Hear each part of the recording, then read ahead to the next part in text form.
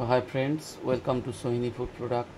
তো আজকে আমি আপনাদের আবার একবার দেখাতে চলেছি আরও একটা নতুন রেসিপি, কিভাবে বাড়িতে বসেই আপনারা খাস্তা মুচমুচে নিমকি, যেমন মিষ্টি দোকানের যে নিমকিটা হয় ওই নিমকিটা আপনারা কীভাবে তৈরি করবেন।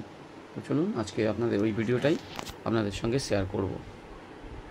প্রথমেই একটা পাত্রে নিয়ে নিচ্ছি কিছুটা পরিমাণ ময়দা, তাতে দিয়ে দিচ্ছি কালো জিরে, জোয়ান, স্বাদ মতো নুন। এটাকে একটু মিক্স করলাম, এবার এতে অল্প পরিমাণে ঘি দিয়ে এটাকে ভালো করে মিশিয়ে নেব। মিশিয়ে নেওয়ার পর অল্প অল্প করে জল দিয়ে এটাকে একটা ডো বানাবো। ডোটাকে 10 মিনিট চাপা দিয়ে রাখবো, একটু নরম হয়ে যাবে।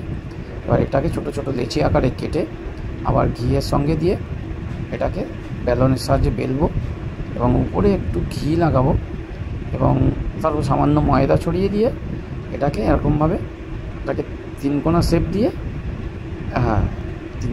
দিয়ে এটাকে মুড়ে দেবো। মুড়ে দিয়ে এটা অল্প হালকা করে একটু বেলে নেব।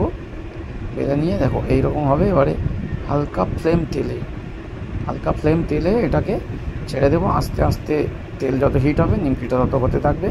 আস্তে আস্তে এর কালারটা প্রায় একদম একটু লাল মতো হয়ে আসবে, মানে একটু ভাজা করা মতো হয়ে যাবে। দেখবে নিমকি ভাজা কমপ্লিট হয়ে যাবে আর এই রকম খাস্তা হবে।